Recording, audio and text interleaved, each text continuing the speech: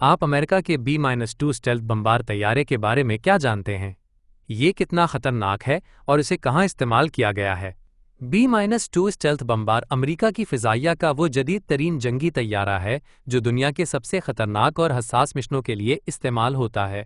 اس کی سب سے بڑی طاقت یہ ہے کہ یہ دشمن کے ریڈار سے بچتے ہوئے GBU-57AB میسو آرڈیننس پینیٹریٹر MOP جیسے ہتھیار لے جا سکتا ہے۔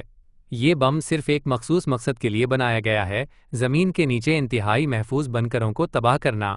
اس کی لمبائی تقریباً 6 میٹر اور وزن 13,600 کلو گرام، تقریباً 30,000 پاؤنڈ ہے۔ یہ 60 میٹر سے زائد گہرائی تک گھسنے کی صلاحیت رکھتا ہے، جو کہ کسی بھی نیوکلیئر یا کمانڈ اینڈ کنٹرول بنکر کو ختم کرنے کے لیے کافی ہے۔ امریکہ کے پاس MOP میسو آرڈیننس پینیٹریٹر بموں کی تعداد کے بارے میں حتمی معلومات خفیہ رکھی گئی ہیں، تاہم اندازوں کے مطابق یہ تعداد 20 سے زائد ہے۔ ان میں سے زیادہ تر بم وائٹ مین ایئر فورس بیس، میزوری میں ذخیرہ کیے گئے ہیں، جہاں B-2 اسٹیلتھ بمبار طیارے بھی موجود ہیں جو ان بموں کو لے جانے کی صلاحیت رکھتے ہیں۔ اس کے علاوہ کچھ ماہرین کا ماننا ہے کہ چند MOP بم ڈیگو گارسیا جیسے امریکی فوجی اڈوں پر بھی موجود ہو سکتے ہیں، تاکہ اگر مشرق وسطیز یا ایشیا میں فوری کارروائی کی ضرورت پیش آئے تو ان بموں کو فوری طور پر استعمال کیا جا سکے۔ اب تک GBU-57AB MOP بم کو کسی بھی جنگی مشن میں عملی طور پر استعمال نہیں کیا گیا۔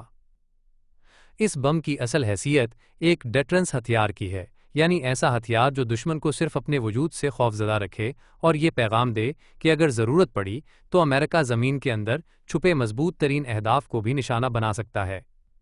ایران کے نیوکلیئر پروگرام کو اس بم کا سب سے ممکنہ ہدف تصور کیا جاتا ہے، خاص طور پر فورڈو جیسے زیر زمین ایٹمی پلانٹس جو پہاڑوں کے نیچے بنائے گئے ہیں اور جنہیں عام فضائی حملوں سے تباہ کرنا ممکن نہیں۔ اگرچہ MOP بم جنگ میں استعمال نہیں ہوا، مگر امریکہ اس سے پہلے GBU-28 جیسے دوسرے بنکر شکن بم عراق میں 1991 اور افغانستان میں 2001 کے بعد مختلف جنگی مواقع پر استعمال کر چکا ہے۔ تاہم MOP کو اب تک صرف تجرباتی بنیادوں پر آزمایا گیا ہے اور اس کی اصل تباہ کن طاقت اب بھی ایک خاموش خطرہ بنی ہوئی ہے۔ اہم بات یہ ہے کہ GBU-57AB MOP بم صرف امریکہ کے پاس موجود ہے اور اب تک اس کا کوئی اتحادی، ایون اسرائیل جیسے قریبی اتحادی، اسے حاصل نہیں کر سکا۔